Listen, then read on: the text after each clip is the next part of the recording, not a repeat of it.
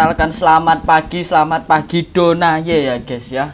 Ini di pagi yang cerah ini di jam 11 ini. Perkenalkan guys, nama saya di sini Asis Widianto. Ya, saya dari Desa Sabtomulyo. Saya ini salah satu siswa dari SMK Negeri 2 Karanganyar. Di sini saya itu keberadaan saya di sini itu untuk guys untuk menjelaskan codingan. Oke, jika kalian tidak mengetahui codingan apa yang ingin saya jelaskan, jadi Alkisah itu ketika beberapa saat yang lalu ya guys ya, ketika ada ujian SAS, nah itu saya mendapatkan remedi, sehingga sama Pak Guru disuruh membuat sebuah video menjelaskan codingan yang saya buat di dalam, kalau nggak salah itu project ketiga ya guys ya, project membuat website kasir. Oke, jadi saya itu diharuskan menjelaskan codingan ini itu apa, ini apa. Buat kalian yang ingin mengetahui kelanjutannya, jangan lupa pertama-tama tonjok dulu itu tombol like dan juga subscribe-nya guys. Oke, kalian klik itu tombol like dan juga subscribe jika kalian mau, tapi jika enggak, lihat saja juga apa, itu sudah sangat-sangat baik, hal yang baik ya guys ya. Udah respect banget aku. Oke. Untuk hari ini itu kita itu akan seperti biasa. Pertama-tama kita akan membuka VS Code-nya ini. VS Code mana-mana. Nah, ini. Kita buka VS Code-nya, kita cek manakah file yang akan kita teliti. Nah, ini guys. Ini udah ada ini guys. Tadi udah saya buka dan juga saya amati bentar-bentar ya guys ya. Oke. Jadi di sini kita akan menjelaskan website kasir ini. Pertama-tama kita lihat tampilan dari websitenya dulu guys. Karena apa gunanya kita atau saya menjelaskan sebuah codingan dari sesuatu yang kalian tidak bisa lihat guys. Jadi kita lihat produknya dulu. Setelah kita lihat, nanti gue bakal langsung menjelaskan guys setiap step by step bagaimana cara pembuatannya, terus sih bagaimana cara kerjanya, ini codingan ini buat apa gitu ya guys ya. Oke, langsung saja.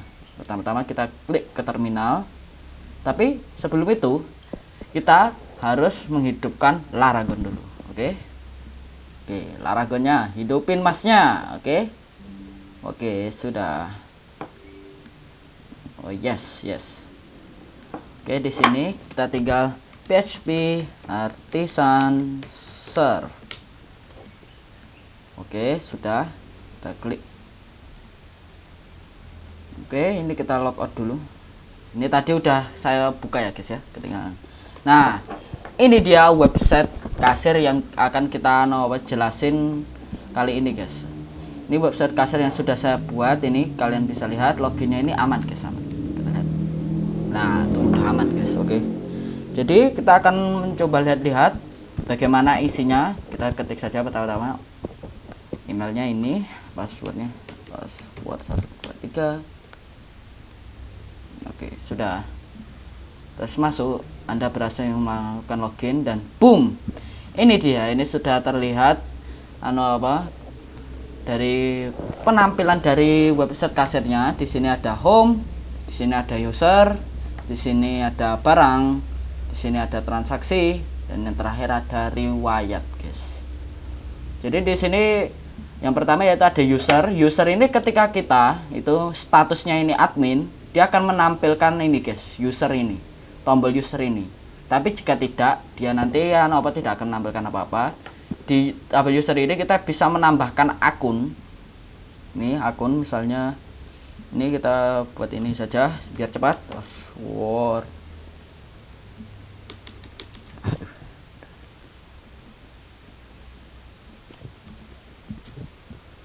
Bentar guys, password 123. Oke, 12 password 123. Terus statusnya kita kasir saja ya guys ya. Terus kita simpan. Oke, Anda akun baru berhasil ditambahkan. Nah, ini dia akun barunya. Terus kita juga bisa edit ini. Misalnya Patriot ini jadi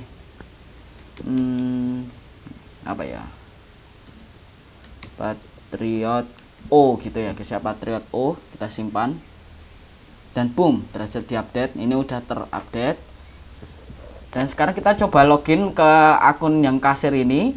Nanti bagian tombol user tidak akan tampil guys. Oke, pertama-tama kita copy dulu ini Gmailnya karena kita butuh Gmailnya. Kita logout. Oke, terus kita login kan patriotgmail.com, password 123. Oke, Anda berhasil melakukan login dan boom, lihat guys, sudah tidak ada bagian tombol user sehingga kita tidak bisa guys menambahkan akun. Soalnya yang bisa menambahkan akun cuman sebuah akun yang memiliki status admin. Sedangkan untuk Patriot O ini, Patriot O ini dia itu statusnya itu sebuah kasir. Oke. Nah, kita logout saja dari sini karena kita mau nyoba pakai yang utama guys, yang Umaga ini. Password 123. Oke, password 123. Oke, sudah. Di sini ada juga halaman barang. Ya, biasalah. Di halaman barang ini ada beberapa tambahan yang saya berikan, antara lain yaitu ada kategori. Setelah itu ada untuk input harganya sendiri saya tambah atau jadikan 2. Yang asli itu cuman harga 1 doang yang dikasih contohnya Pak Guru. Tapi di sini saya jadikan harga beli dan juga harga jual, guys. Ini kita bisa tambah dan lain-lainnya, oke. Terus di sini ada transaksi. Di transaksi ini kita bisa melakukan transaksi. Saya berikan contoh, misalnya 2 sosis ayam tambah, terus kue C4 1 tambah. Oke, terus kita bayar 60.000. Nih kalian bisa memperhatikan ketika angkanya ini masih kurang, dia tombol simpan ini itu disabled atau tidak bisa diklik guys. Jadi caranya yaitu kalian itu harus membayar nilai nominal yang Anda bayarkan itu harus lebih besar ketimbang total belanja. Terus ketika sudah kayak gini kita hitung kembalian dan boom, kembalian sudah langsung muncul. Kalian simpan dan boom, akan secara otomatis muncul struknya. Dan ini dia struknya, kalian bisa lihat ada kue ayam, kue C4, terus totalnya ini, yang dibayar ini, kembaliannya ini. Terus ketika kalian klik kembali, dia akan langsung kembali ke transaksi. Dan yang terakhir yaitu ada riwayat. Ini adalah fitur tambahan seperti halnya yang user ini. Itu fitur tambahan yang saya buat. Kenapa ini? Apa kegunaan riwayat transaksi ini? Riwayat transaksi ini kegunaannya yaitu ketika kalian melakukan transaksi, terus kalian ada stroke, terus kalian klik, nggak sengaja klik kembali, padahal belum ngeprint ngeprint struknya. Nah, kalian otomatis bisa langsung ke tempat riwayat. Di riwayat ini kalian itu bisa memilih tadi mana ya transaksinya tadi. Terus saya tanggalnya, kalian lihat tanggalnya. Oh, ini yang terbaru. Nah, langsung saja kalian klik ini dan boom, gitu. Langsung ada. Terus kalian kembali.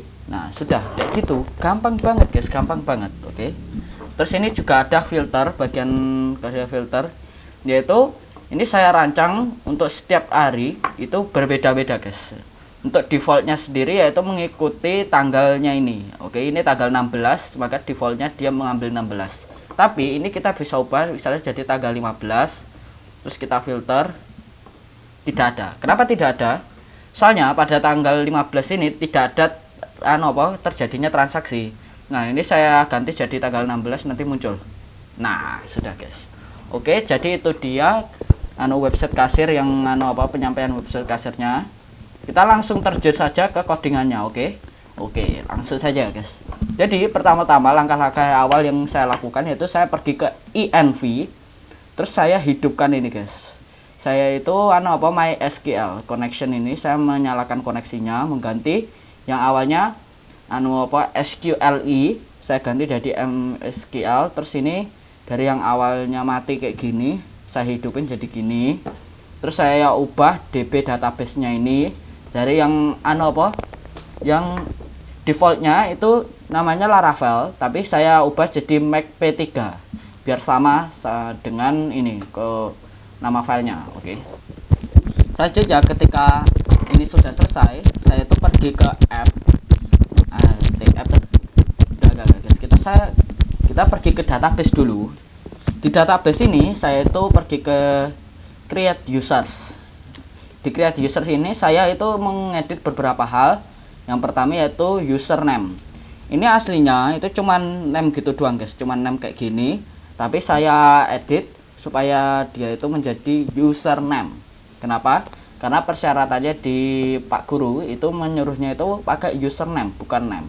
Aslinya sah-sah aja jika kalian pakai name, tapi di sini saya mengikuti arahan Pak Guru, jadi saya ganti username. Dan yang selanjutnya lagi saya menambahkan enum ini guys, status.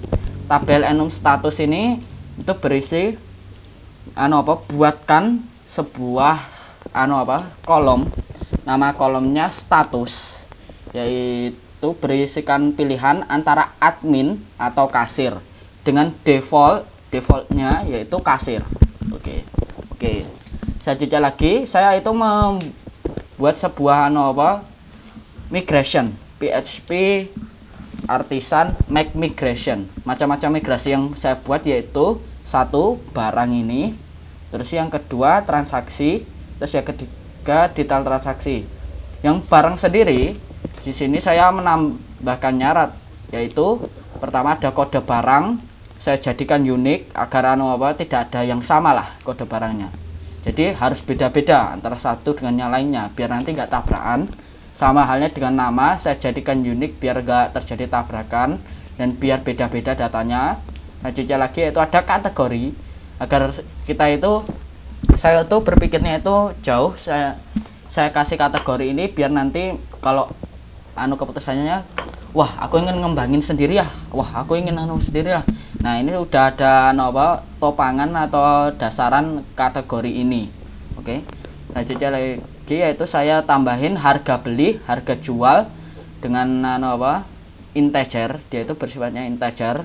Selanjutnya yaitu stok dengan integer juga, tapi dia dengan default value yaitu 0. Dan timestamp ini udah bawaan, dia itu berisi create add dan juga update add.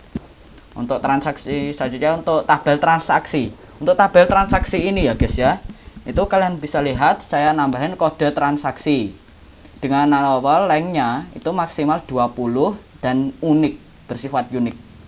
Oke, peraturannya ini kolom dengan nama kode transaksi dengan panjangnya maksimal 20 dan bersifat unik antara satu sama lain.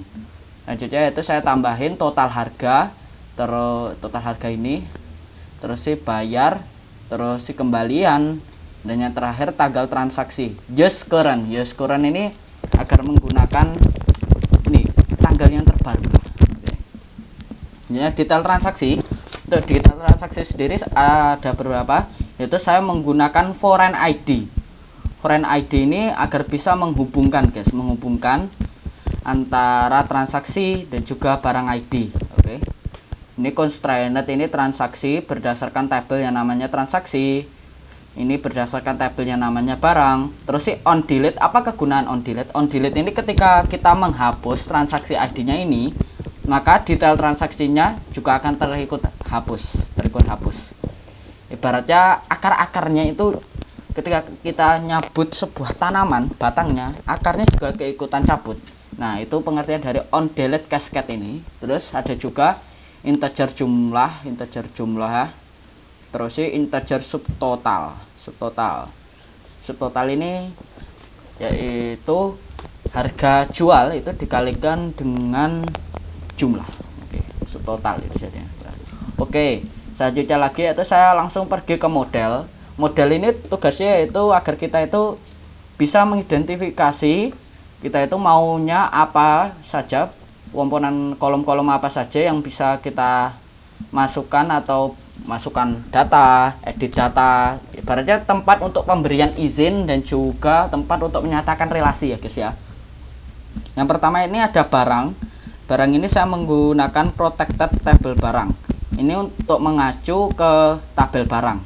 Oke, model barang ini dia itu menggunakan tabel barang dengan fillable atau bisa diisi dan juga diedit sesukanya.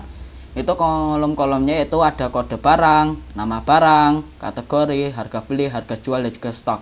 Dengan relasinya yaitu dengan detail transaksi, yaitu dengan hash many itu ibaratnya itu satu model barang ini itu bisa memiliki banyak detail transaksi. Selanjutnya yaitu ada transaksi itu sendiri.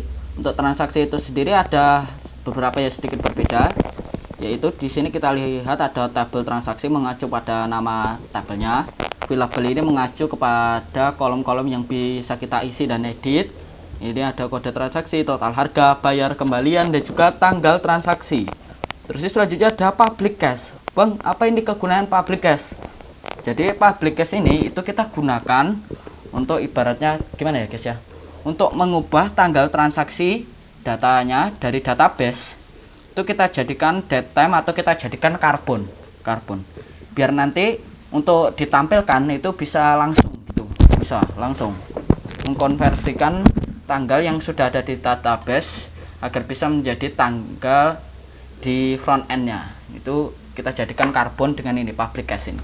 Selanjutnya dia juga memiliki relasi has many sama dengan yang barang, yaitu satu model transaksi itu bisa memiliki banyak detail transaksi. Oke, selanjutnya itu yang terakhir detail transaksi. Detail transaksi ya biasalah. Di sini ada tabel, nama tabelnya detail transaksi. Terus si filable-nya kolom-kolom yang bisa diisi dan diedit itu ada transaksi ID, barang ID, jumlah dan juga subtotal. Dengan relasinya yaitu belongs to. Ada dua di sini kita lihat, yang transaksi dan juga yang barang. Yang transaksi ini belongs to itu mengindikasikan kalau banyak detail transaksi ini itu relasinya many to one atau banyak ke satu. Jadi banyak detail transaksi dia itu datanya itu mengacu pada satu transaksi atau satu barang, guys. Pokoknya relasinya many to one. Oke, sudah. Oke. Ketika ini sudah selesai, hal yang saya lakukan selanjutnya yaitu ini ke SC template CSS ini, saya copy aset. Terus saya saya copy aset ini dan saya letakkan di public. Di public ini kalian bisa lihat ada aset ini. Ini sama dengan ini. Saya copy dari sini, terus saya letakkan di sini. Tujuannya apa? Tujuannya agar ini itu bisa saya ibaratnya gimana ya ngomongnya? Bisa saya akses. Ketika saya di resource itu bisa saya akses bootstrapnya itu bisa saya akses. Oke. Selanjutnya lagi yaitu ketika sudah saya udah asetnya sudah saya kasih di public ya guys ya. Ketika sudah seperti ini, saya selanjutnya yaitu membuat seeder. Apa itu seeder? Seeder itu agar kalian misalnya kalian memiliki sebuah codingan website Laravel. Nah, itu kalian itu sudah mengisi banyak data di websitenya itu, tapi kalian itu lihat di sini di migration, aduh ini salah, typo. Akhirnya kalian mengetik PHP artisan migrate fresh. Alhasil data ini diperbarui, data yang sebelumnya atau tabel database yang sebelumnya itu dihapus kemudian dibangun ulang. Tapi kekurangannya salah satunya yaitu menjadi hilang. Data-data isinya itu menjadi hilang. Data-data yang sudah diisi di database jadi hilang. Nah, disitulah keberadaan kegunaan seeder. Seeder ini digunakan agar kita itu nggak perlu capek-capek mengisi satu persatu lagi data yang ada di database. Kita itu bisa langsung awal-awal itu buat, wah ini ada ada dua. Di sini ada user seeder dan juga barang seeder. Di user seeder ini kita jelaskan dulu guys, Jadi ketika kalian itu udah membuat user seeder ini, isinya ini, kalian hal yang kalian lakukan cuman mengetik sebuah perintah PHP artisan dbseed dan nantinya akan diisi manual oleh Laravelnya. Datanya akan diisi manual oleh Laravelnya sesuai dengan seeder yang kita call atau kita perintahkan. Ini di sini ada dua, user seeder dan barang seeder. Untuk user seeder sendiri di sini ya kita isi manual ya guys ya. Untuk DB untuk mengakses itu, DB itu fungsi yang di Laravel yang membantu kita untuk insert, update dan lainnya secara manual lewat seeder. Nah, DB terus tabelnya ini mengarah ke tabel apa yang mau kita otak-atik. Nah, gitu. Ini tabel users, kita masukkan masukkan ini username dengan nama ini, email dengan email ini, email verified add dengan ini, password dengan passwordnya ini, status dengan statusnya ini, remember token dengan str ini, create add dengan ini, update add dengan ini. Sama halnya dengan barang seeder, perbedaannya dia itu nama tabelnya berbeda, serta di sini di dalam array, jika kalian lihat di dalam array ada array juga.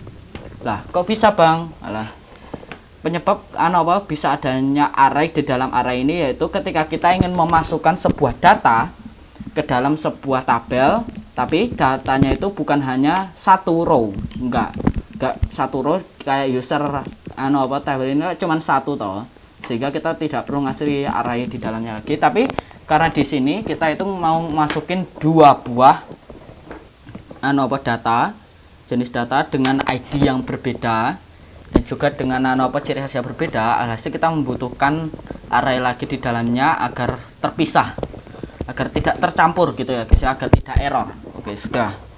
Selanjutnya yaitu kita ke database seeder. Di database seeder ini yaitu agar perintah PHP artisan dbseed itu bisa berjalan untuk memanggil atau ibaratnya itu membuat sebuah perintah dari user seeder dan juga barang seeder. Nah, ini ada this call user seeder, this call barang seeder. Itu artinya memanggil user seeder dan membuat semua datanya, memanggil user barang seeder dan membuat seluruh datanya. Itu oke.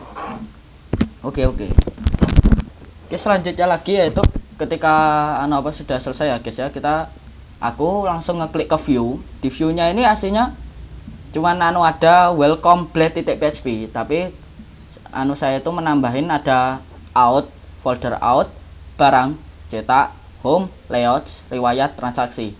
Out yaitu berisi macam-macam CRUD untuk mengurusi akun dan juga kegiatan login.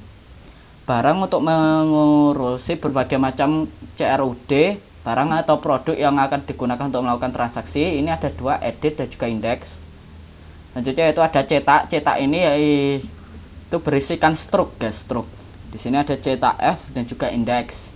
Selanjutnya itu ada home ini berisi halaman utamanya atau strip, tidak ada apa-apanya. Oke, selanjutnya itu ada layout ini yaitu sebagai defaultnya guys, default agar kita tidak perlu ngulang-ngulangin terus guys.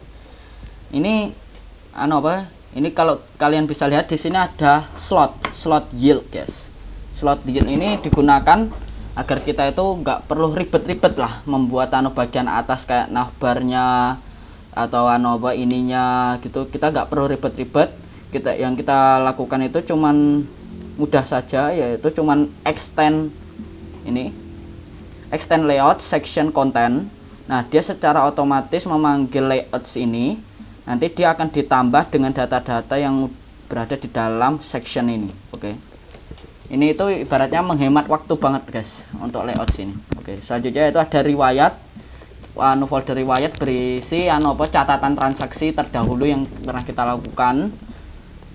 Selanjutnya itu ada transaksi sendiri, fitur paling utama di kasir, website kasirnya. Oke. Pertama-tama yaitu di sini saya membuat login blade-nya.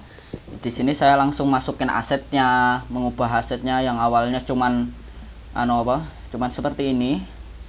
Ini kalian bisa lihat asetnya cuman kayak gini. Ini nggak bakal bisa kepanggil. Saya jadiin seperti ini. Nah, begini. Sama juga dengan ininya JavaScript-nya. Tapi di sini ada perbedaan. Saya nambahin sebuah fungsi di loginnya. Fungsinya ini yaitu untuk menangkap session sukses. Menangkap section sukses, terus memberikan sebuah alert atau ibaratnya kayak pop-up-nya itu berisikan isi dari sesi suksesnya. Oke. Selanjutnya ya gitu. Ketika sudah, saya itu langsung pergi ke backend. Ini kayaknya kita langsung jelasin dari backendnya saja ya guys ya. Backendnya, terus kita langsung ke front endnya yang terakhir. Oke. Pertama yaitu di sini ada barang, kita ngekliknya yang user controller dulu aja, user controller. Oke. Yang pertama ini di sini ada function show login. Show login ini untuk return view out login. Itu artinya ketika fungsi ini dijalankan, yang terjadi yaitu akan mengembalikan tampilan di folder out file login di dalam folder out. Ini tampilannya ini akan menampilkan ini ketika function ini dijalankan di root. Selanjutnya untuk login ini yaitu ketika kita ingin melakukan login, nanti akan dijalankannya yaitu $credential. Ini nanti $request tanda panah only email password. Itu tandanya yaitu memanggil input yang memiliki nama email dan juga password. Lanjutnya lagi yaitu ada if out attempt $credential. Kegunaan out attempt ini yaitu untuk ini digunakan untuk membandingkan antara data di database dibandingkan dengan data di input yang sudah kita ambil lewat POS. Nanti bakal dibandingkan sama atau tidak. Nah, ketika sama, yang akan dilakukan yaitu $request session regenerate. Ini digunakan untuk melindungi data ya guys ya, untuk melindungi data dari hijack, untuk mengamankan lah ini codingan ini untuk mengamankan. Selanjutnya itu return redirect route. Jika dibaca itu kembali menuju rute rumah dengan key sukses yang berisi value Anda berhasil melakukan login. Nah, itu dibacanya begitu. Terus sih selanjutnya jika ini gagal, yang terjadi yaitu return back. Itu artinya nanti akan kembali ke login dengan error email atau password Anda salah. Oke. Selanjutnya itu public function logout. Public function logout sendiri di sini yaitu out logout. Ini sudah untuk menghapus sesi-sesi dan juga ini sudah ada fungsinya dari out ini guys, autentikasi. Ini logout untuk awal-awalnya. Saja ada $request session invalidate. Invalidate ini untuk menghapus bersih semua sesi-sesi agar tidak akan terjadi hal-hal yang tidak diinginkan seperti error atau kondisi website yang berantakan gitu. Nah, itu $request session regenerate token. Ini digunakan untuk membuat token CSRF yang baru agar untuk digunakan untuk agar websitenya itu bisa berjalan guys, agar kegiatan login logout selanjutnya itu berjalan dengan lancar, maka digunakan $request session regenerate token. Nah, jadi itu return. Jadi ini lagi ada rumus return yaitu kembali menuju rute login. Itu login dengan sukses, key sukses dengan value Anda berhasil melakukan logout. Oke, sudah. Lanjutnya lagi di sini yaitu oke. Kita bagi menjadi beberapa. Ini udah ini. Terus kita pergi ke out dari login. Di loginnya itu di sini kalian bisa lihat ada root login store. Lah, login store-nya ini dari mana? Nah, pertanyaan itu bisa kita jawab melalui routes. Nah, di website ini, di routes ini jika kalian perhatikan itu ada ini guys. Lah, ini rute POS, root POS, strip login, action user controller, class login. Itu artinya yaitu dengan URL strip login dengan fungsi POS, yaitu untuk mengunggah sebuah data dari front end menuju ke back end, itu menggunakan POS dengan controllernya, yaitu nama kontrolnya user controller menuju back end user controller dengan spesifik fungsi atau function namanya login dengan namanya yaitu login.store. Nah, itu. Dan untuk logout ini sama juga, yaitu mengunggah sebuah data ke dengan URL strip logout menuju ke backend user controller class dengan menuju ke function logout dengan nama logout. Nah, namanya ini digunakan ketika kita ingin menggunakan fungsinya di front end. Contohnya gimana? Nah, contohnya yaitu seperti di login ini. Nah, ini login store ini kan sama dengan ini. Lihat, sama dengan ini. Sama, dan juga di layouts. Jika kalian lihat di layouts, di sini kalian lihat logout. Ini tuh sama, ini tuh mengacu dan sama dengan yang ini. Ini, oke. Dengan yang ini sama dengan yang ini. Oke. Selanjutnya apalagi yang abang buat? Nah, oke. Ketika sudah di sini fungsinya ketika sudah melakukan login, dia itu menuju ke home. Nah, menuju ke home dan ini dia. Namanya ke home. Dengan rootnya itu penjelasannya yaitu root dapatkan tampilan URL strip tidak ada dengan fungsinya view ke file index di dalam folder home dengan nama atau perwakilan home. Oke. Ya seperti itulah. Terus ada yang tanya lagi, apa kegunaan root middleware, Bang? Nah, kegunaan root middleware ini yaitu untuk memastikan kita itu udah login atau belum. Soalnya jika kita belum login dan berusaha masuk langsung ke websitenya, itu nanti bakal ditolak oleh middleware. Nah, contohnya itu seperti ini. Nah, di login ini kalian mikirnya, aku nggak mau login, aku mau langsung saja. Nah, terus kalian coba curang, kalian hapus si login ini, terus kalian enter. Lah, kok nggak bisa? Nah, hal tersebut dikarenakan ini root middleware ini. Nah, inilah yang menyebabkan kalian itu nggak bisa sembarangan langsung masuk ke website utamanya, karena kalian di stop oleh middleware out dan kalian diharuskan melakukan login terlebih dahulu jika pengen masuk ke sini. Oke. Selanjutnya itu ketika kalian sudah masuk, nanti bakal disuguhi beberapa komponen di layouts. Nah, di layouts ini jika kalian lihat ada beberapa hal, yaitu seperti asetnya yaitu mengarah ke publik. Nah, sudah biasa, sudahlah tadi kita jelaskan. Terus selanjutnya di sini ada ini out username. Ini digunakan untuk apa? Ini digunakan untuk memanggil username dari akun yang mencoba login ke website tersebut. Jadi mengambil identitasnya istilahnya. Ya. Dan ini itu dengan bantuan sistem out. Out ini udah dari Laravel-nya. Dia itu ngambil ke user, terus di dalam user itu akan ada sebuah kolom yang namanya username, nanti bakal diambil berdasarkan akun yang mencoba masuk. Oke. Selanjutnya lagi jika kalian lihat di sini ada kita langsung jelasin saja ya guys ya, jelasin rootnya di webnya. Oke, jadi di rootnya ini ada beberapa hal. Yang pertama yaitu untuk barang. Untuk barang ini ada root resource strip barang controller class. Apa ini, Bang? Kok nggak seperti ini, nggak seperti ini, nggak seperti ini? Kok langsung gitu aja? Kok pendek kali? Gunanya buat apa?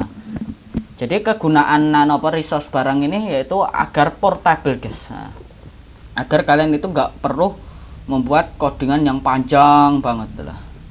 Ketika ini saya sarankan banget untuk gunain ketika kalian itu menggunakan default ya guys ya, controller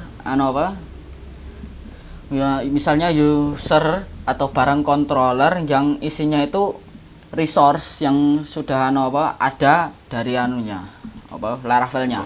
Misalnya itu yaitu ketika kalian membuat sebuah perintah PHP artisan make controller. Nah, nama controllernya sendiri itu misalnya barang controller strip resource.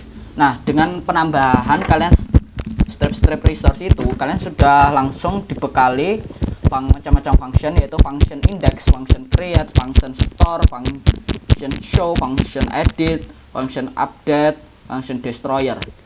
Sehingga ketika kalian sudah menggunakan tersebut, kalian bisa aja sah-sah aja kalian gunain resource ini.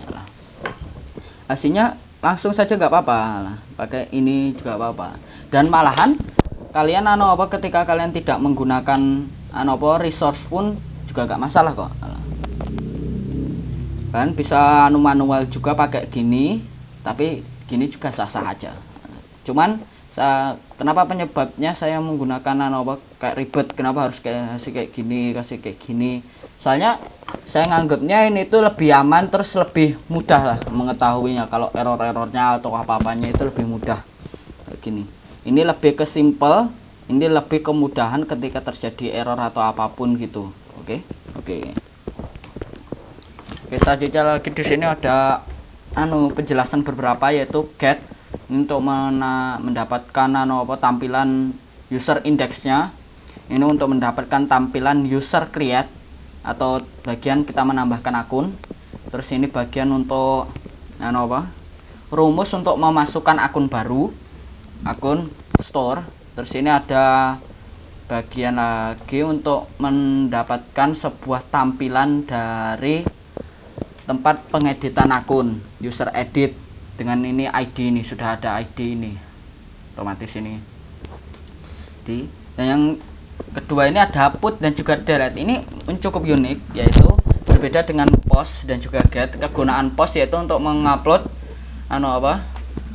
data ke backend, sedangkan get ini untuk mengambil sebuah tampilan atau mengambil sebuah, ya pokoknya mengambil jenis-jenis gitulah yang ada di backend, baik tampilan, baik rumus dan lainnya. Sedangkan put dan delete ini berbeda. Put ini digunakan hampir sama seperti post, dia itu juga mengirimkan data ke backend, tapi bedanya put ini lebih dispesialisasi ketika kalian ingin melakukan update atau perubahan untuk perubahan data. Sedangkan delete ini yaitu ingin kalian gunakan ketika ingin membuat sebuah fungsi untuk menghapus sebuah data, sebuah ketiga dan lainnya. Oke, di sini juga sama, di sini ada untuk transaksinya ada get, post, terus si get, terus delete, ya gitulah. Pokoknya gampang-gampangin aja guys. Ini kalian bisa lihat transaksi ID. Dan ini berdasarkan gitu. Cara bacanya itu mudah, yaitu kerot, ambil sebuah tampilan dengan URL-nya nanti yaitu strip transaksi. Dia itu rumusnya berada atau backend-nya berada di transaksi controller pada function index, dan kita kasih nama transaksi index. Oke. Jadi ini kegunaan utamanya ini yaitu untuk mencari atau menghubungkan data. Ibaratnya root ini sebagai interaksi front end dengan back end kita. Ini untuk transaksinya ada transaksi index untuk mengambil tampilan indeks, transaksi add untuk melakukan penambahan di keranjang kalian, terus si transaksi store untuk melakukan penambahan ke database, data-data ke database, data transaksi, data transaksi. Terus ya ada transaksi cetak untuk mengambil sebuah halaman atau menampilkan sebuah halaman cetak yang berdasarkan ID transaksi yang dilakukan, yaitu transaksi hapus. Transaksi hapus ini sedikit berbeda karena dia menggunakan indeks. Apa perbedaan ID dan indeks? Nah, ID itu kan yaitu berasal dari database-nya langsung. Ada database, ada kolom namanya ID. Nah, untuk melakukan spesifikasi baik untuk menghapus, mengedit dan lain-lainnya dengan menggunakan ID tersebut, itu berarti dia menggunakan data dari database. Sedangkan yang kedua ini yaitu transaksi hapus indeks. Sedangkan indeks ini itu ketika kalian sudah membuat sebuah tabel biasa, terus untuk indeks ini itu ibaratnya lebih ke urutan row-nya. Kalau kalian nggak tahu, kolom lah yang gini, sedangkan row itu yang kayak gini, barisan, nomor barisannya ini itu urut dari 1 sampai seterusnya lah. Jadi ini untuk mengupdate berdasarkan ID tertentu, sedangkan ini untuk menghapus berdasarkan baris tertentu. Oke. Berbeda halnya dengan yang delete ID ini, yaitu menghapus berdasarkan ID tertentu. Ini barisan tertentu, ini ID tertentu. Oke. Selanjutnya yaitu ada get riwayat. Untuk riwayat ini kegunaannya yaitu untuk menampilkan halaman utama untuk indeksnya. Sedangkan yang riwayat yang kedua ini yaitu merupakan fungsi untuk kita melakukan atau memasukkan sebuah data. Nah, inilah untuk menampilkan halaman. Nah, ini itu untuk menjalankan fungsi untuk menampilkan transaksinya gimana, riwayat transaksinya lah guys, ibaratnya. Jadi di situ ada riwayat transaksi jam 1, riwayat transaksi jam 2 itu sudah tertampilkan karena fungsi riwayat store ini. Selanjutnya yaitu ada route get riwayat cetak ID. Apa kegunaannya ini? Kegunaannya ini yaitu ketika di riwayat nanti itu bisa kalian lihat di sini. Nah, bentar. 1 2 3.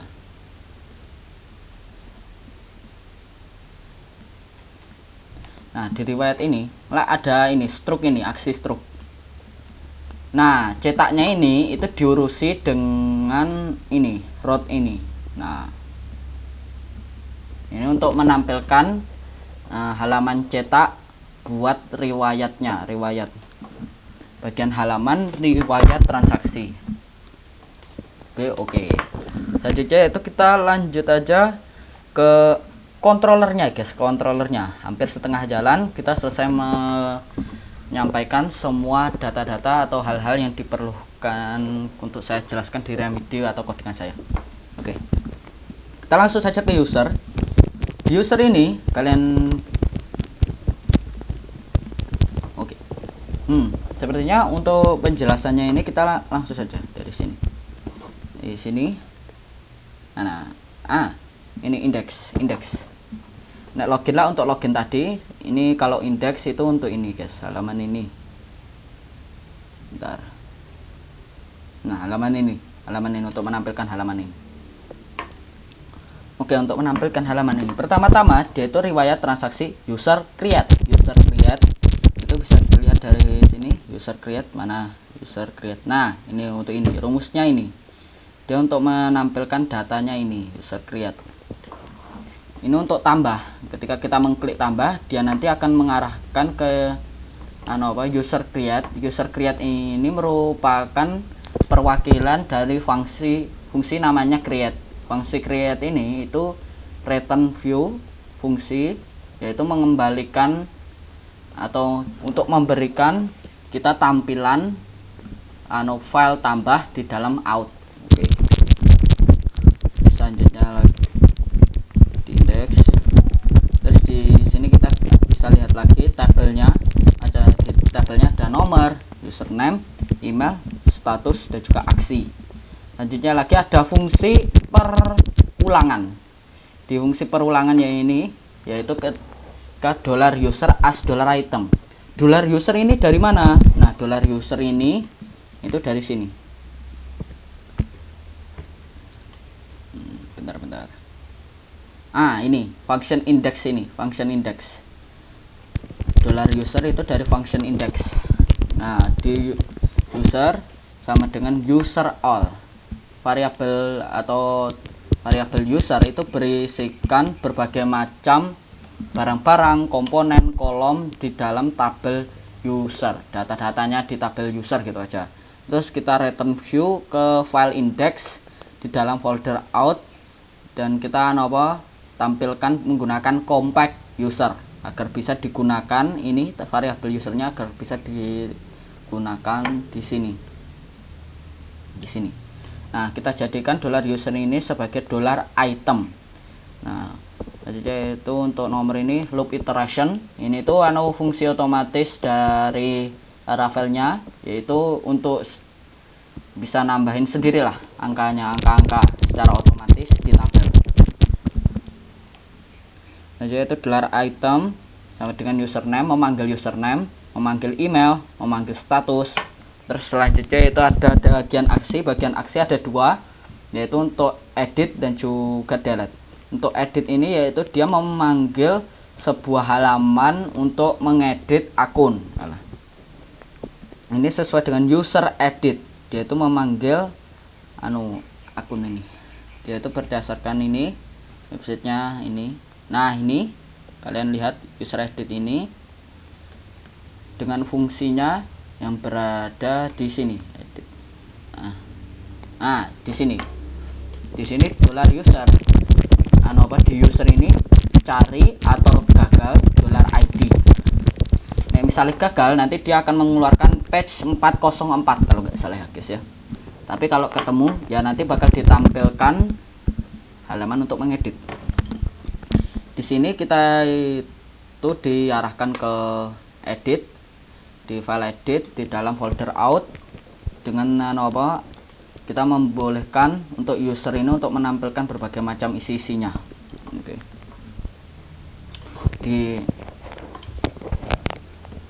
Selanjutnya yaitu penjelasannya ke edit. Nah, ini ke edit. Indeks dulu ya. Selanjutnya itu ada yang delete. Di delete ini dia menggunakan form action user delete parameter dolar item. Kalau ada yang tanya, parameter itu buat apa bang? Parameter ini buat apa? Dolar item ini itu sebagai parameter untuk merincikan. Soalnya jika kalian cuman ngisinya cuman user delete tanpa ini dolar item ini ID, dia itu bakal kebingungan. Ini saya mau ngapus akun ini itu berdasarkan apanya, perinciannya apa, akunnya yang mana. Aku jadi bingung. Jadi alhasil tidak bisa terhapus atau teredit, sehingga kita perlu kasih spesifikasi ID. Kita mau ID mana yang dihapus, kita mau ID mana yang diupdate. Yaitu dengan metode post seperti biasa. Kalau kita mau mengupload sebuah informasi dari front end ke back end, kita menggunakan metode post.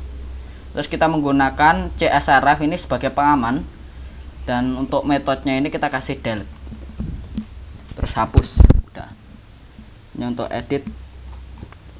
Selanjutnya untuk edit sendiri yaitu ada action, rootnya user update, parameternya dolar user ID ya. Dolar usernya dari mana? Tadi kan udah ada di sini guys, lihat di sini mana? Nah, udah ada ini tuh, ini dari sini. Jadi dia kegunaan ini yaitu untuk mengakses berbagai macam data berdasarkan ID tertentu. Oke. Ini seperti biasa lah, value dolar user username, dolar user email. Dia ingin memanggil username, dia ingin memanggil email. Terus yang password ini kita tidak kasih kalau untuk edit ya guys ya. Kenapa gak dikasih? Ya soalnya kalau kita kasih ininya, kalau kita kasih passwordnya nanti bisa dilihat. Kan password itu kan ibaratnya hak pribadi bagi setiap orang ya guys ya. Jadi kita nggak boleh nampilin secara langsung. Nah, jika kalian lihat di sini, kita klik edit, nah passwordnya tidak terlihat. Ini agar untuk menjaga keamanan. Oke. Selanjutnya di sini ada bagian select, untuk mengselect pilih status. Ada dua, admin dan juga kasir. Terus di sini kalian tanya, lah ini adminnya, value-nya, cara manggilnya gimana? Nah, ini cara manggilnya. Bagaimana cara bacanya? Yaitu cara bacanya dolar user. Dia itu lebih mengspesifikasi ke status, apakah di admin itu terselect atau terpilih. Jika tidak, dia itu akan tidak ada apa-apanya, cuman petik gitu doang. Itu tandanya tidak akan dipilih dan juga tidak akan dipilih. Oke. Hanya ada pengecekan lagi, dolar user status, apakah dia kasir. Jika ya, nanti dia akan selected atau terselect. Jika tidak, ya dia tidak akan terselect. Dia tidak akan muncul lah guys ya. Nggak akan muncul kayak gini, itu nggak bakal muncul. Nah. Oke, selanjutnya itu ada di sini submit untuk ya biasalah Untuk button submit itu untuk mengupload, sedangkan reset yaitu untuk mengreset.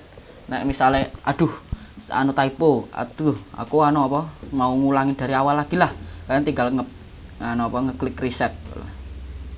Contohnya penggunaan reset gimana, ini misalnya reset, nah itu sudah jadi normal lagi. Selanjutnya yaitu ada ini, agar untuk kita bisa kembali, kita menggunakan user index untuk kembali ke halaman indeks yang biasa. Nah, kalian lihat dari sini user index, mana indeks? Ini dia. Kalian kembali ke out index. Oke, sudah. Selanjutnya yaitu bagian indeks sudah, bagian edit sudah, bagian tambah. Untuk penjelasan bagian tambah ini singkat saja kita penjelasannya. Dia menggunakan action root user stores. Itu berarti dia menggunakan ini user store ini, dia menggunakan fungsi yang namanya store. Nah fungsi yang store ini itu dia itu mengvalidasi dulu username-nya, ini dia itu dibutuhkan dan maksimal 200, emailnya dia itu dibutuhkan dan dia itu harus bersifat email, dan dia itu harus bersifat unik di tabel users, dan juga password minimal 6, dan juga status antara admin atau kasir. Setelah selesai divalidasi, yaitu akan dijalankan user create, buatlah $request all, itu berarti buatlah semua ini. Oke. Return redirect route ini untuk kembali dan memberikan pop up lagi. Selanjutnya itu ada edit. Untuk edit ini kita akan membahas user update. User update-nya ini kalian juga perlu menggunakan $user ID ya guys ya, untuk perincian ketika kalian ibaratnya mengakses sebuah tempat untuk edit, mengakses terus untuk mengupdate biasa, kalian wajib menambahkan parameter agar sebagai perincian, dan juga meletakkan method put ini. Nah, saya meletakkan method put juga di sini user. Terus di sini kalau kalian bisa baca di sini dia akan memvalidasi. Tapi bedanya yang divalidasi di sini cuman email, username, email, status. Terus dia menggunakan ini. Terus untuk pengupdateannya sendiri dia itu manual. Saya nggak langsung all gitu, enggak, tapi manual. Biar lebih spesifik. Karena jika kita tidak mau untuk mengubah password, itu kita bisa diberikan kebebasan lah, mau cuman mengubah username, email, status. Sedangkan untuk yang penambahan ini dia itu wajib semua itu wajib diisi. Sedangkan untuk yang update itu saya buat agar tidak perlu diisi semua, cuman isi salah satu aja bisa. Salah satunya yang paling risky itu password. Kenapa? Karena ribet kalau kita itu setiap ngupdate akun, padahal cuman pengen update nama atau apa gitu, pengen diharuskan memperbarui password dan lain-lainnya. Sehingga di sini saya buat sebuah rumus if request fill password. Jika sebuah input yang bernama password itu diisi, maka jalankanlah update terhadap password ini yang dengan request password yang di hash menggunakan user menggunakan fungsi hash make. Jadi yaitu untuk function destroy ini kita gunakan di index kalau nggak salah. Nah ya, function delete ini user delete websitenya ini bisa di delete, destroy. Nah ini di destroy ini dia itu mengambil user find or fail, dia mencari user berdasarkan ID ini agar lebih spesifik, terus langsung dihapus dari ID-nya, langsung dihapus, maka semua data yang berkaitan dengan ID tersebut langsung dihapus, langsung sering gitu langsung hilang. Terus ketika sudah hilang nanti akan muncul pop up sukses dan akan diarahkan user index. Sukses, akun berhasil dihapus. Oke, sudah selesai untuk autentikasi, sudah selesai. Kita selanjutnya akan membahas untuk yang transaksi. Oke, di sini kita lihat dari front end dulu, front endnya. Jadi di sini ada root transaksi add. Transaksi add dari mana? Oke, transaksi add dari kita ke website. Transaksi add. Nah, ini dia transaksi add. Dia itu menggunakan fungsi add to cart. Tapi sebelum itu, jadi nanti begini alurnya. Gini, kita akan ke layout. Awal-awal kita akan disuguhi layout, terus akan disuguhi button. Terus maaf guys, tadi batuk dikit. Nanti akan diarahkan ini ada sebuah button yang bernama transaksi. Nanti transaksi titik index itu mengarahkan kita di sini. Kita lihat ini indeks. Nah, di sini itu kita akan diarahkan ke file index yang berada di dalam transaksi. Berarti ini dengan berbagai macam variabel juga. Yang pertama yaitu variabel barang all, agar kita nanti bisa memunculkan data-data barang di transaksi. Terus $card session yaitu untuk mengambil semua kandungan yang berada di atau mengambil semua sesi atau kandungan dari kartnya. Terus selanjutnya yaitu ada total, yaitu untuk menjumlahkan semua data dari kart, kita jumlahkan. Terus selanjutnya yaitu ada return view atau mengembalikannya ke view transaksi titik index, compact, barang, kart, dan juga total. Oke, sudah. Lanjutnya lagi kita ke transaksi. Nah, di sini ada for each $barang as item. Nah, tadi kan udah dari transaksi titik index itu sudah kita ditampilkan ke sini, ke front end ini, dan juga diberikan beberapa variabel. Salah satunya itu variabel barang, variabel cart, dan juga variabel total. Pertama yaitu ada variabel barang, kita gunakan untuk perulangan ini, dimana $barang akan dijadikan $item. Terus di $item ini akan ada option. Perulangannya yaitu menggunakan option. Itu dengan setiap option yang ada akan ada $item ID, value-nya yaitu ID dari barangnya. Dan juga untuk tampilannya itu nama barang yang berdasarkan dari barang itu sendiri, tabel barang.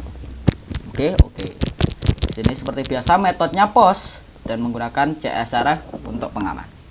Oke, selanjutnya lagi yaitu ada ini $card. $card as $i sama dengan item. $i ini indeks, guys. $i ini indeks. Tadi kan ada pengiriman $card ya. Oke. Maaf. Sering batuk ini. Terus ini ada $loop, iteration, terus ini $item, nama untuk memunculkan nama, harga, dan lainnya. Terus kalian pasti penasaran, lah $card ini dari mana? Dari mana? Ini tuh asalnya dari sini, transaksi. Nah, ini dia fungsi add to cart. Fungsi add to cart sendiri yaitu akan mencari dulu $barang, find or file, mencari barang berdasarkan ID-nya. Terus $jumlah itu akan mengambil variabel jumlah ini akan mengambil data dari input yang namanya jumlah, dan yaitu $item. $item ini kita isi ID sama dengan $barang ID, nama yaitu $barang, nama barang, harga yaitu $barang, harga jual. Itu artinya ya begitulah. Selanjutnya itu jumlah, yaitu dia itu menggunakan $, jumlah, karena dia mengambil nilainya itu tidak dari database tapi melainkan dari front end-nya. Jadi itu request jumlah. Jadi subtotal ini pengkalian antar harga jual dari $barang dengan $jumlah. Selanjutnya itu ada $card, yaitu session get card default ini. Itu untuk mengambil keranjang, jika tidak ada akan memunculkan defaultnya ini array kosong. Terus $card array itu nantinya akan berisikan $item. Terus session put card itu kita memiliki value baru yaitu $card. Ibaratnya kayak ditambahin gitu. Terus return redirect route transaksi titik index. Ini akan menampilkan ke transaksi index. Oke, untuk itu sudah jelas saja sudah, sehingga tadi kan $item nama, $item harga, $item jumlah, $item subtotal itu berdasarkan add tadi. Oke. Jadi ini ada interaksinya antara ini dengan ini, itu ada interaksinya. Oke. Yaitu di sini ada lagi button delete. Button delete ini yaitu untuk menghapus data sementara yang berada di keranjang berdasarkan parameter atau i. Oke. Ini karena dia bersifat delete atau menghapus, jadi menggunakan metode delete. Terus menggunakan metode post untuk penguploadannya ke backend, menggunakan pengaman CSRF, dan juga button btn danger dengan nama hapus. Oke, sudah. Ini jika tidak ada, kalian pasti bertanya, lah ini for else, kenapa nggak for each? Soalnya saya itu mau membuat supaya jika tidak ada data, awal-awal tidak ada data, akan menampilkan ini belum ada barang atau produk. Contohnya gimana ini kalian kesini, nah itu belum ada barang atau produk. Tapi ketika saya tambahin misalnya ini 2 tambah boom, nah itu udah dihapus tadinya. Agar baratnya dibacanya kan ini for else, akan daukan perulangan ini ketika $card ini, tapi jika kosong nanti dia akan menampilkan belum ada barang atau produk. Oke. Selanjutnya yaitu untuk bagian penjumlahan atau transaksi resminya. Bagaimana tuh Bang? Ya gampang saja. Di sini kalian lihat saya itu awal-awal mengwarp dulu bagian inputnya ini dengan form. Terus saya kasih route transaksi titik store dengan metode post dengan pengaman CSRF seperti biasa. Terus saya melakukan penambahan yaitu input hidden, 2 input hidden, yaitu untuk yang kembalian, yaitu untuk yang hidden. Oke. Untuk yang hidden ini yaitu saya tambahkan agar bisa terjadi interaksi antara backend dengan gabungan yang ini JavaScript ini. Oke. Ya seperti itulah. Nanti dia itu namanya total harga dengan ID input total, terus si value-nya yaitu $total. Masih ingat transaksi index dimana ke compactnya itu isinya index. Dalam compactnya itu ada salah satu variabel isinya total. Nah ini digunakan di sini total. Ini untuk menampilkan totalnya berapa sih dari belanjaan yang kita lakukan, ya, gitu. Oke. Selanjutnya itu di sini untuk tampilannya yaitu di total belanja itu saya menggunakan number format agar memiliki nomor, terus saya kasih RP di depan, terus $total, terus ya gitulah. Terus di sini saya tambahkan lagi, di sini kan saya tambahkan satu input type hidden namanya kembalian dan input kembalian. Nanti input display kembalian itu saya kasih format rupiah kembalian, dan juga input kembalian. Oke, ini ya untuk interaksinya lah. Terus ini ketika kita ada 2 buah button, simpan transaksi, hitung transaksi. Pertama hitung transaksi, hitung kembalian. Ketika diklik dia nanti akan menjalankan fungsi ini, yaitu menghitung total belanjaan dengan bayarannya, nanti akan dihitung, terus akan muncul hasilnya. Muncul hasilnya di kembalian ini rumusnya hitung kembalian. Dan juga ada simpan transaksi, yaitu tipenya bersifat submit. Oke, awalnya bagian yang hitung kembalian ini dia itu type-nya bukan button tapi submit, tapi saya ganti ke button agar tidak bertabrakan dengan simpan transaksi. Oke, saya juga menambah ID btn simpan. Oke, selanjutnya kita bahas untuk script JavaScript-nya. Oke, pertama-tama di sini saya membuat fungsi format rupiah. Format rupiah ini yaitu agar saya itu bisa membuat sebuah tampilan form angka yang secara otomatis langsung dikasih RP dan lain-lainnya. Jika saya menggunakan fungsi new intl number format untuk membuat sebuah format, itu stylenya currency. Saya mau membuat sebuah currency, fungsi currency. Currency, jenis currency-nya apa? IDR atau rupiah, terus formatnya angka. Terus ada function hitung kembalian, dia itu ada const total, dia mengambil dari input total, get element by ID input total. Terus si bayar, dia get element by ID input bayar. Jika tidak ada, dia nanti akan 0 gitu saja. Oke. Terus si cost kembalian, itu kembalian itu yaitu bayar dikurangi dengan total. Oke. Itu akan jadi kembalian. Terus bagian ini yaitu untuk menampilkan nilai. Bagian ini untuk menampilkan nilainya di input kembalian dan juga display kembalian. Sedangkan bagian ini yaitu untuk menjalankan. Ini berdasarkan input bayar add event listener hitung kembalian. Ketika input bayar ini sudah diketik, dia akan menjalankan add event listener ini. Dia akan menjalankan ini. Jadi itu ada toggle simpan, yaitu untuk membuat supaya button simpannya nanti akan ternonaktifkan ketika nilai bayar di sini itu lebih kecil ketimbang total. Oke. Bayaran kita lebih kecil ketimbang total dan BTN simpan akan menjadi disable atau tidak bisa digunakan. Contohnya gimana? Ini saya kasih contoh sosis ayam 3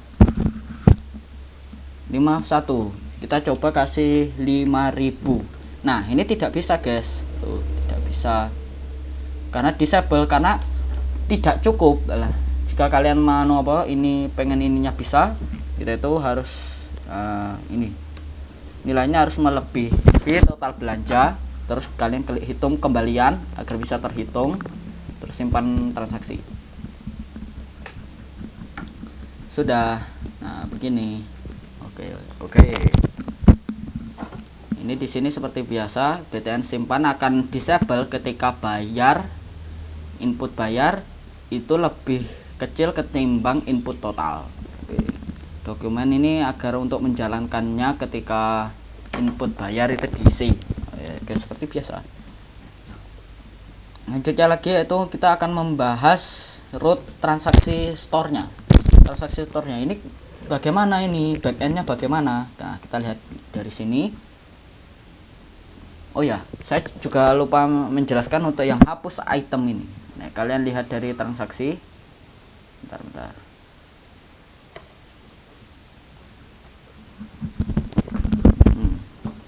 Kalian ke transaksi. Kalian itu mana?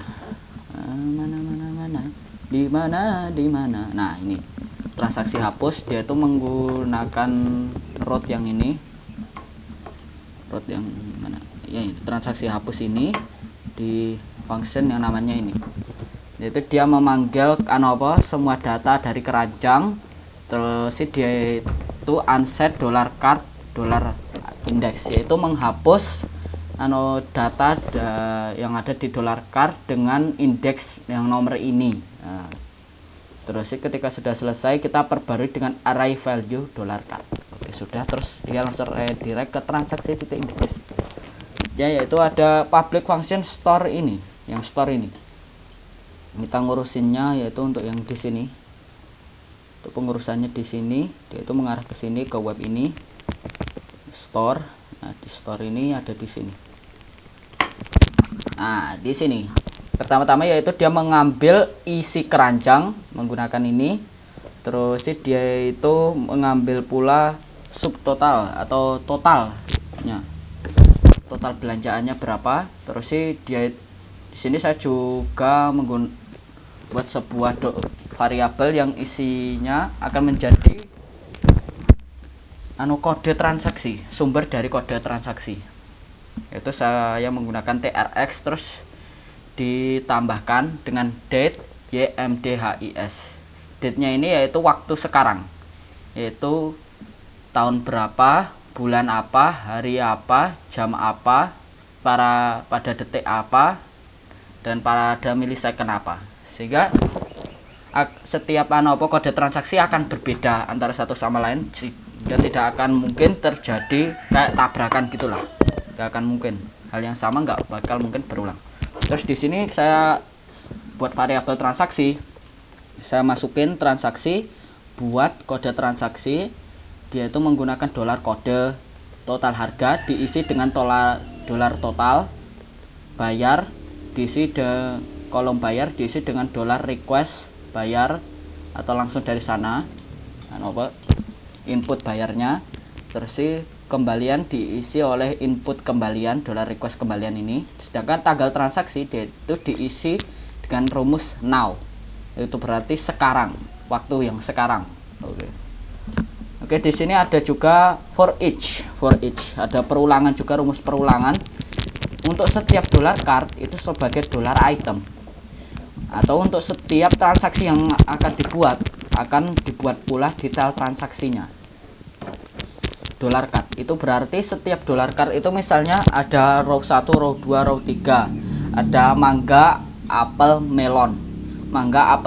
Misalnya mangga dia itu memiliki data transaksinya sendiri, detail transaksinya sendiri. Melon memiliki detail transaksinya sendiri, pisang memiliki detail transaksinya sendiri pada sebuah card. Oke. Jadi ini untuk lebih ke perincian, berapa banyak barang yang kita beli, berapa banyak harganya, dan pada menggunakan ID apa, transaksi apa. Oke. Dia pertama detail transaksi create, yaitu transaksi strip ID, dolar transaksi ID. Ini mengambil dengan transaksi yang ini. Terus barang ID itu dolar item, dolar ID. Itu berarti dia ngambilnya pada barangnya itu, barang ID-nya itu apa.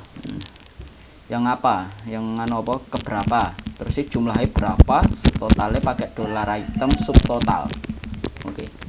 Ini itu dolar barang itu sama dengan barang cari dolar item kurung array ID dolar barang. Nantinya ini untuk pengupdatean stok, guys, pengupdatean stok. Jadi di sini dolar barang di bagian stok itu nanti akan dikurangi oleh dolar item array jumlah. Oke, itu saja, itu dolar barang di save. Selanjutnya session forget card, itu berarti seluruh catatan di cardnya itu akan langsung dihapus ketika selesai melakukan transaksi.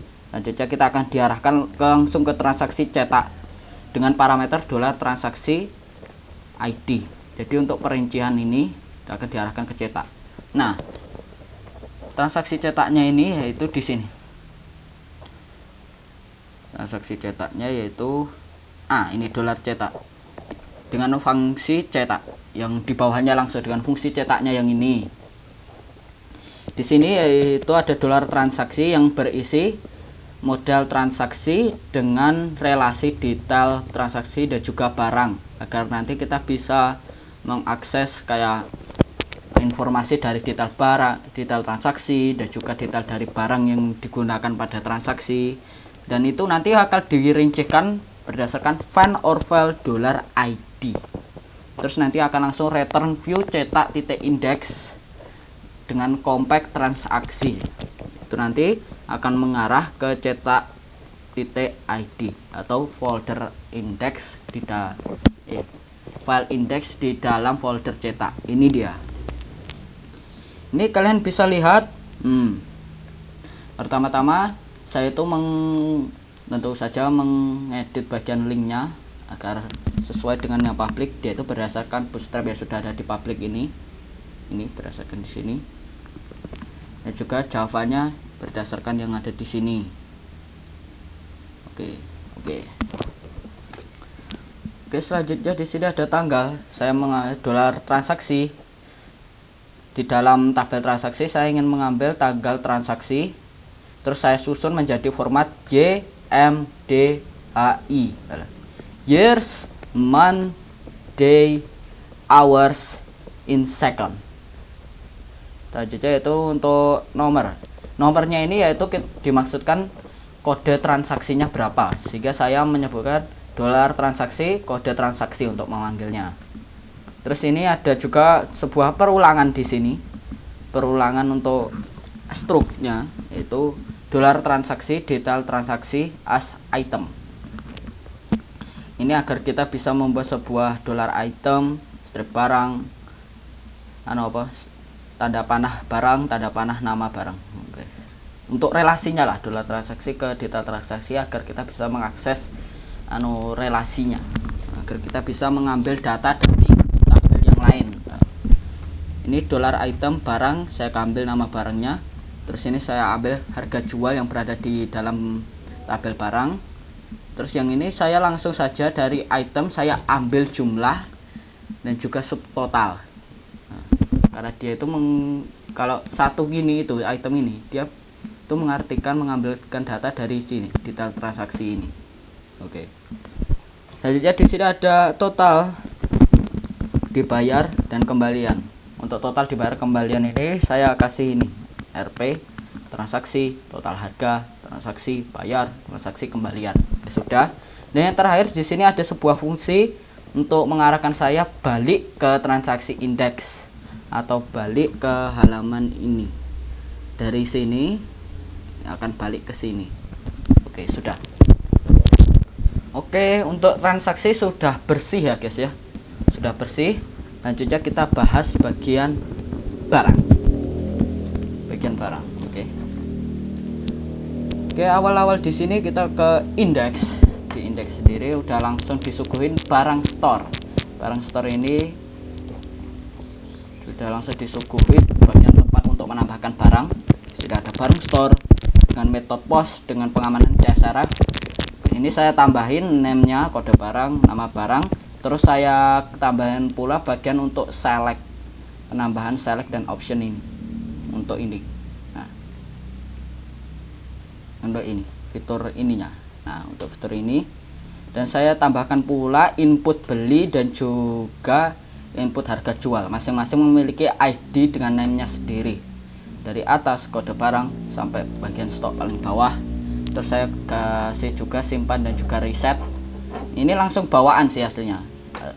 Yang tambahan itu harga beli, harga jual, kategori. Nah, udah. Sama name ini juga tambahan. Selanjutnya awal-awal kita akan menjelaskan route barang store. Route barang store ini kita mengarahkan ke routes yang ini. Mana? Oh, karena ini langsung route resource strip barang, kita langsung saja bisa mengakses ke barangnya. Nah, okay. Jadi awal-awal tadi barang indeks. Barang indeks itu kita gunakan ketika kita di layout di sini. Ini di layout kan ada barang titik indeks. Nah, barang titik indeks itu mengacu ke ini. Nah, ini mengacu ke ini. Jadi di indeks ini akan ditampilkan dolar barang all. Ini akan menampilkan semua data. Kita bisa menampilkan semua data yang berada di tabel barang. Ini akan diarahkan ke barang titik indeks dengan pengirimannya menggunakan compact barang. Ini dengan ini itu sama. Oke. Ini dikirim gitu. Pakai compact itu kayak ngirim gitu guys, ngirim ke front end. Oke. Nah, di front end-nya tadi kan ada public function store. Public function store-nya gimana? Nah, ini dia terwujudannya. Di sini karena ada validasi kode barang, pastikan unik di tabel barang. Sama juga dengan nama barangnya. Terus kategori itu dibutuhkan, saya kasih required gitu saja, tapi buat kalian yang pengen nambah silahkan. Terus ada harga beli, harga jual, dan stok, yaitu dibutuhkan, required, dan mereka itu diharuskan bersifat integer, tidak boleh string. Selanjutnya itu ada bagian barang buat dollar request all. Ini artinya langsung saja sudah divalidasi, kita langsung request all, semua data yang dikirimkan lewat pos itu langsung kita create pakai all, request all. Jadi selanjutnya itu kita diarahkan return redirect route barang index dengan key sukses dengan value barang berhasil ditambahkan pada penyimpanan. Oke, sudah. Oke, sudah. Bagian barang sudah. Mana barang? Nah, ini bagian barang ini sudah Jadi itu bagian perulangan ini karena tadi kita di sini udah mengirim dolar barang as dolar item. Ini untuk menampilkan ini guys, data-datanya ini. Untuk menampilkan ini semua. Ini saya menggunakan dolar barang as dolar item. Seperti biasa kita melakukan perulangan harus seperti itu. Ini pertama-tama saya kasih dolar loop iteration sebagai nomornya ini agar langsung urut gitu aja guys pemberiannya. Nah, jadi itu ada saya manggil kode barang dari tabel barang, nama barang, kategori, harga beli, harga jual, stok. Terus di sini ada pula 2 buah tombol. Ini pertama-tama saya mengedit bagian kelasnya ini, saya tambahin deflex supaya dia itu tidak timpang tindih, tapi dia itu berjejer antara tombol ini dengan tombol ini. Terus jika kalian perhatikan, mereka juga memiliki parameter, merupakan sebuah ciri utama kalau mereka itu antara digunakan untuk mengarahkan ke tempat pengeditan atau pengupdatean, merupakan fungsi update ataupun fungsi delete. Oke. Di sini ada edit, di sini ada fungsi destroy, method delete. Pertama-tama kita akan bahas bagian barang edit, barang destroy. Kita langsung saja bahas di sini. Barang edit, dia itu mengambil dolar barang, yaitu ke modal barang, dia mencari spesifikasi dengan ID, macam-macam data dengan spesifikasi ID tertentu. Oke. Jadi ketika sudah ketemu, nanti dia akan mengarahkan ke barang edit dengan barangnya, macam-macam datanya akan langsung dikirimkan ke front end-nya. Oke. Tapi jika tidak, nanti akan jadi patch 404 atau tidak muncul apapun. Terus ada juga bagian untuk update. Update ini sama, validasinya sama. Perbedaannya yaitu kita lebih mengspesifikasi pada kolomnya, serta kita kasih juga dollar index untuk mengidentifikasi kode barang dan juga nama barang secara lebih terperinci. Oke. Nah, jadi di sini ada dolar barang find or file, dolar ID, terus si dolar barang update, dolar request all. Ini agar dolar barangnya ini kita itu cuman ingin mengupdate bagian kolom yang ini, kolom dengan ID yang ini. Kita cuma pengen mengupdate row dengan ID yang ini doang ya, dengan request all, tapi update nya itu semua. Terus ya return redirect route barang index, ini akan diarahkan ke barang index atau bagian paling utama dengan key sukses dengan value barang berhasil terupdate. Dan lagi yaitu ada function destroy. Function destroy sendiri itu kita gunakan untuk mendelete. Seperti biasa kita cari find or file dollar ID nya, ketika sudah ketemu akan langsung di delete pakai fungsi delete, dan boom, sudah kita langsung diarahkan ke barang index dengan key sukses dan juga value harga barang berhasil dihapus. Selesai. Oke, sudah selesai. Ini kita itu ke rewind. Kurang lebih barangnya seperti itu. Oh, kita lupa menjelaskan bagian editnya, halaman edit. Di sini saya kasih rute barang update, parameternya barang ID karena tadi kita sudah ngirimin compact barang. Terus pengamanan pakai metodenya put untuk update ya guys ya. Value nya ya seperti biasa, kode barang, nama barang. Terus ini mengidentifikasi selected atau tidak. Jika tidak nanti akan negatif atau tidak akan terpilih. Jika terpilih nanti akan selected. Oke.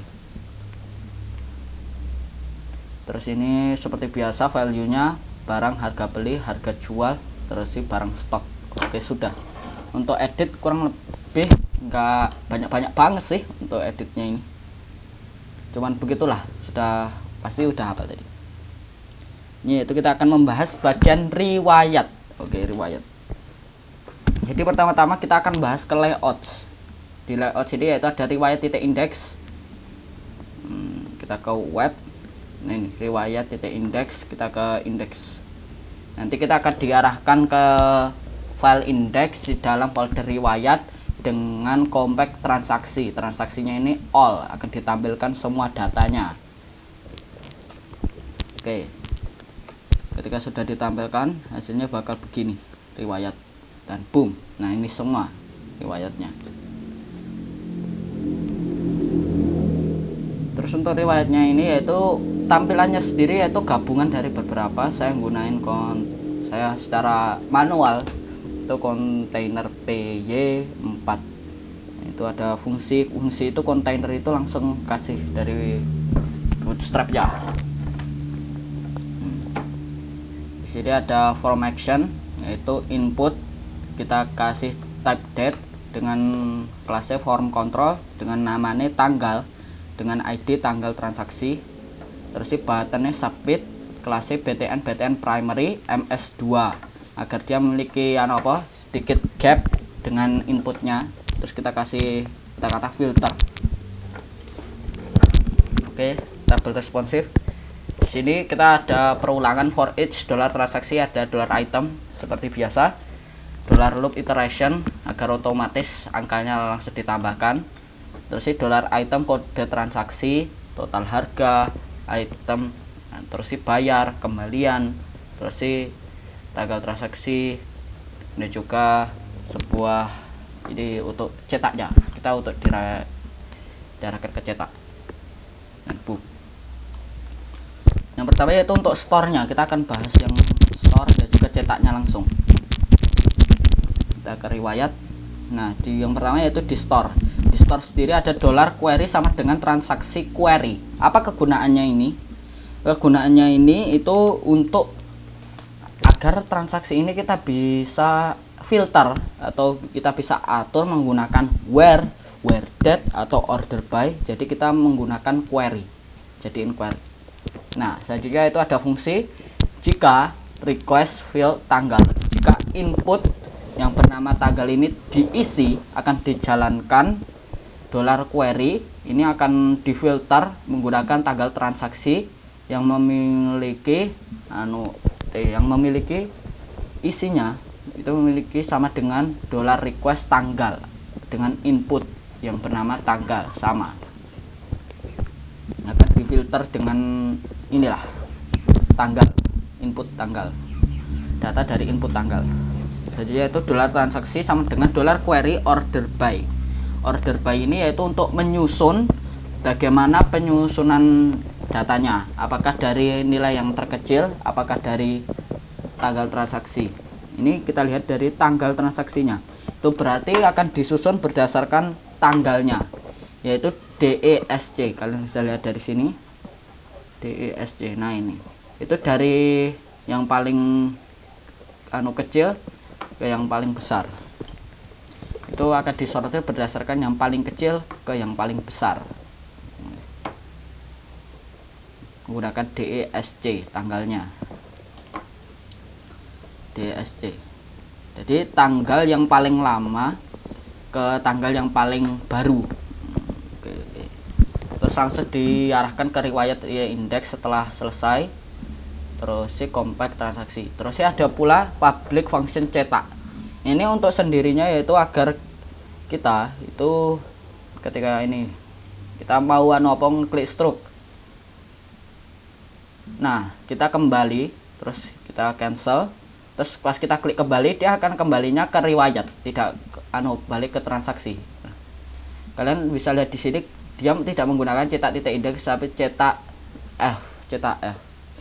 F dan indeks ini memiliki perbedaan yang kecil, guys, yaitu ini. Kalau ini mengarah ke riwayat indeks, kalau yang indeks ini dia mengarah ke transaksi indeks. Oke. Nah, kurang lebih ya isinya sama sih, dollar transaksi.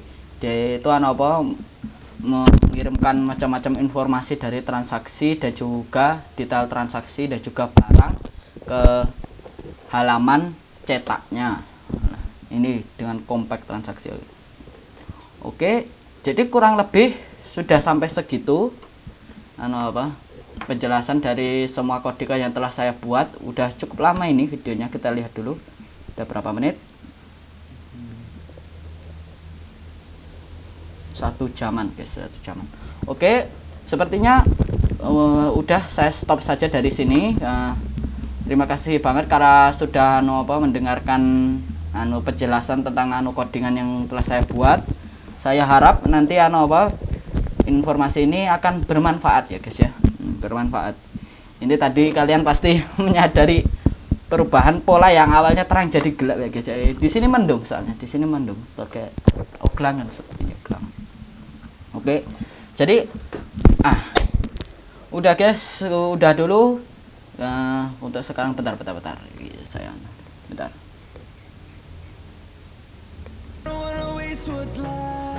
Oke guys, jadi kayaknya sampai segini saja videonya tentang saya menyampaikan penjelasan tentang web kasir yang setelah saya buat di project 3 yang dulu ya. Bagi kakak-kakak, adik-adik ataupun nona-nona, kakek-kakek, bagi siapapun yang melihat video ini, itulah penjelasan yang bisa saya sampaikan berdasarkan dengan tugas, karena saya mendapatkan remedi SAS dari Pak Guru. Dengan ini saya nyatakan saya sudahi penjelasannya karena sudah sampai selesai. Saya akhiri dari sini. Wassalamualaikum warahmatullahi wabarakatuh. Jangan lupa untuk menonton video selanjutnya dan jangan lupa jotos itu tombol like dan juga subscribe-nya. Oke. Dan satu bye.